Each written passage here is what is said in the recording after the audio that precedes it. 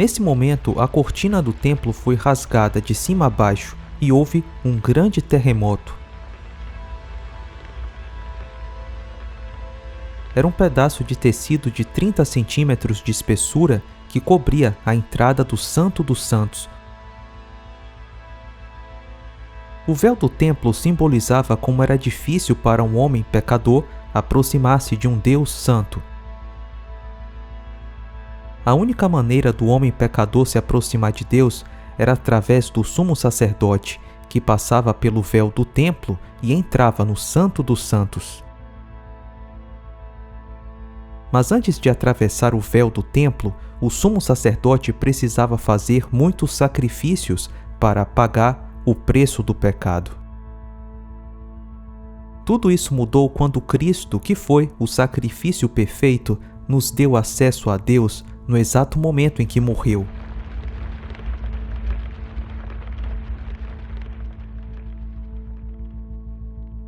Existe alguma evidência histórica de que o véu do segundo templo foi rasgado por um grande terremoto?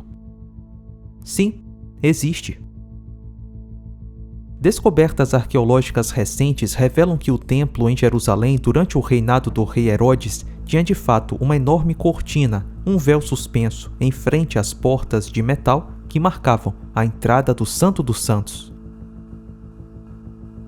Não precisamos fazer muita pesquisa para descobrir que houve um grande terremoto quando Cristo morreu em 33 DC. No site da NOAA, uma agência federal dos Estados Unidos, existe um banco de dados dos maiores terremotos ao longo da história. Segundo esse site, a nação que hoje chamamos de Israel sofreu um grande terremoto que destruiu uma cidade inteira. Na verdade, existe até uma nota no site que diz que esse terremoto aconteceu na crucificação de Jesus Cristo. Jesus Cristo tinha cerca de 33 anos quando foi crucificado. O sol escureceu e um grande terremoto abalou a terra. E o centurião e os que com ele guardavam Jesus, vendo o terremoto e as coisas que haviam sucedido, tiveram grande temor e disseram: verdadeiramente, este era o Filho de Deus. Nas últimas décadas, estudos geológicos publicados em várias revistas científicas documentaram um grande terremoto em Jerusalém no ano 33 DC. Esses estudos foram relatados nos principais meios de comunicação, como a NBC News e outros.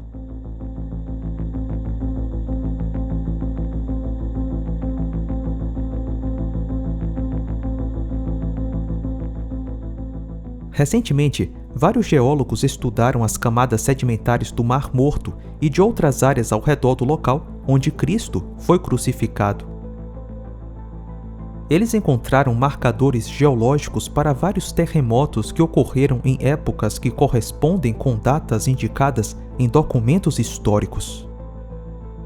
O geólogo Dr. Steve Austin explica: Dê uma olhada em algumas camadas de sedimentos. Você pode ver na lama do Mar Morto o tipo de camada cinza, que é a lama de argila. Ali vemos lama argilosa. Vemos lama argilosa aqui. E depois vemos as camadas brancas, que são lama de carbonato de cálcio. E esse é um tipo de lama diferente da lama de argila.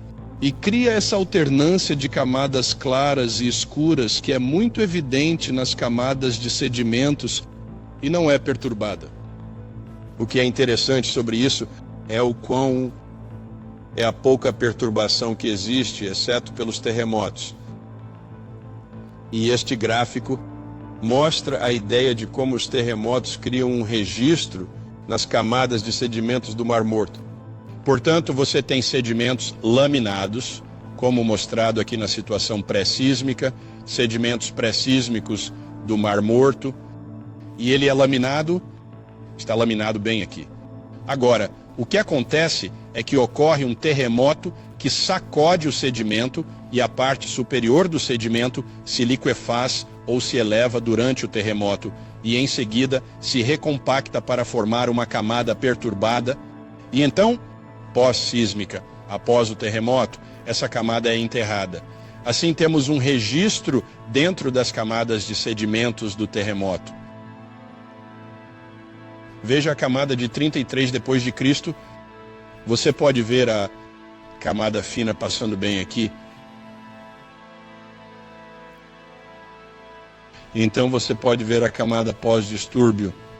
E todo esse enrugamento que ocorre ali são os efeitos do impacto da onda do terremoto sobre o sedimento. As camadas claras são as camadas de carbonato químico e as camadas cinzas são as camadas de argila. E parece que um terremoto de magnitude 5,5, talvez de magnitude 6, sacudiu o fundo do lago. A pesquisa do Dr. Austin foi publicada em todo o mundo. Confira esse pequeno clipe de um filme onde sua equipe encontrou evidências do terremoto que ocorreu na crucificação de Cristo. Portanto, se você estivesse procurando evidências de um terremoto em Jerusalém, onde procuraria? Nós procuraríamos no Mar Morto, porque o Mar Morto é muito próximo de Jerusalém. Fica a apenas 30 quilômetros de distância. Terremotos fortes afetariam regiões a dezenas de quilômetros de distância. E devido a essa fina laminação, podemos contar as camadas. Assim, quando temos uma âncora em um lugar, podemos contar essa fina lâmina ano a ano. É preciso paciência, mas é possível. E o que vocês estão vendo são as camadas da sedimentação que está se formando horizontalmente. Quando há um pouco de agitação, resultado de um terremoto, ela começa a se dobrar, começa a se quebrar em alguns lugares. A lama começa a fluir. E é basicamente isso que estamos procurando. Estamos procurando camadas dobradas ou fragmentos quebrados de aragonita que estejam dentro da lama, o que também são indícios disso. E se esse for o Actium, qual seria o melhor candidato para o terremoto de número 33? Só de olhar para cima vou ter que dizer este. Não estou vendo nada. É muito grosso. Sim. Mas é o único evento que vejo que está no lugar certo, mais ou menos no lugar certo. Primeiro tinha de haver um meio de registrar a ocorrência de um terremoto. Esse é o Mar Morto. O ideal seria que o registrador estivesse perto da atividade sísmica. O Mar Morto fica a 18 milhas do Gólgota. Então o registrador precisaria ser capaz de capturar os dados. O Mar Morto coleta minerais da bacia hidrográfica de Jerusalém. Quando tivermos esses dados, eles precisam ser preservados por 2.000 anos. O Mar Morto faz isso, porque não há vida aquática para perturbar os sedimentos. E precisamos ter acesso a esses dados. O Mar Morto diminuiu, expondo o fundo do mar. Por fim, precisamos de um índice para o banco de dados para que possamos encontrar os anos relevantes. Esse índice é a Batalha de Actium. O fato de todos esses fatores terem se reunido em um único momento é simplesmente extraordinário. Então, além de evidências em documentos históricos, temos também evidências geológicas sobre um grande terremoto na crucificação de Cristo. A crucificação de Cristo foi o maior evento da história. Coisas extraordinárias aconteceram, ao ponto das testemunhas, incluindo um centurião romano, proclamarem que aquele homem crucificado era o Filho de Deus.